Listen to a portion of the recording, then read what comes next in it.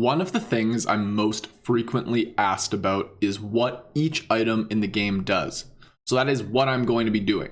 One item at a time to get everyone up to date on what every item is doing currently in Season 7. Do note, I did a majority of these items previously. I'm going to link to that series at the end of the video. This is just going to be what I deem significant changes since the last time I did this series. Starting off with Guardian's Blessing, the passive has been shifted so that you gain HP 5 and MP 5 whenever you are close to another god.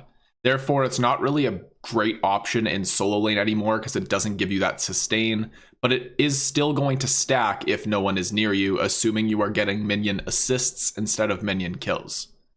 Contagion.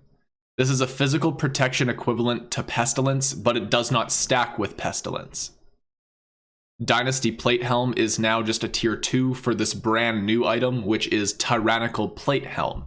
And Tyrannical Plate Helm is a pretty high magical power item that does give some physical protections and buffs all minions around you.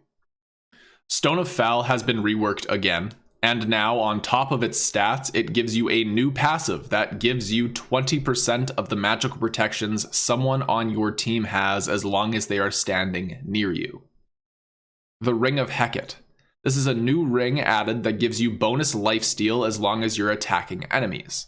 Effective in patch 7.4, you can now gain the passive by attacking anything rather than just enemy gods. Charon's Coin. This is a new magical power item that comes with a really fun passive.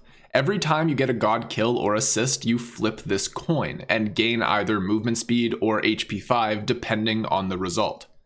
I love this item on aggressive characters. I think it's a really good magical penetration option as well. A Shaman's Ring is dead, it is no longer in the game. Shoes of the Magi. These power boots have seen some changes. Most notable is the fact they now give you lifesteal. Obsidian Shard. The passive has changed to give one ability additional penetration on a 10-second cooldown. Spear of the Magus. The passive has been changed to increase the damage over time abilities the more times they tick.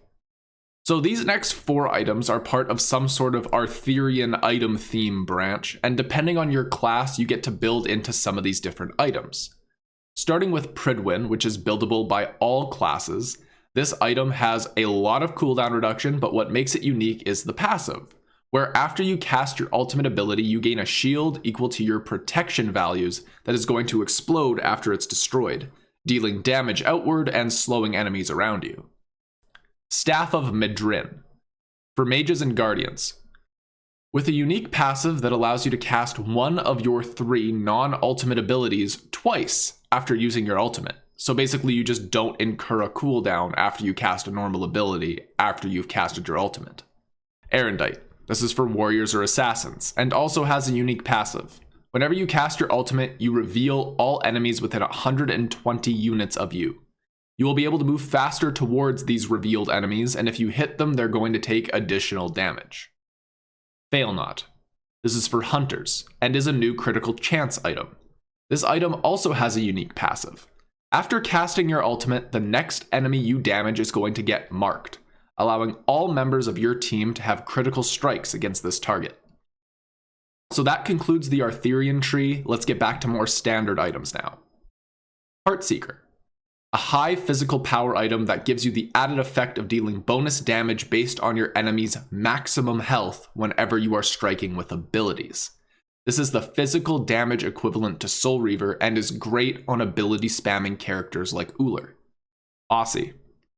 So Aussie is much more expensive since the last time we talked about it, but it still has the same passive, and it's going to give you a lot more stats for the extra trouble. Caduceus's Shield. It's a hybrid defense item that has the added passive effect of increasing all ability healing received by all gods within 55 units. This does include the wearer of this item.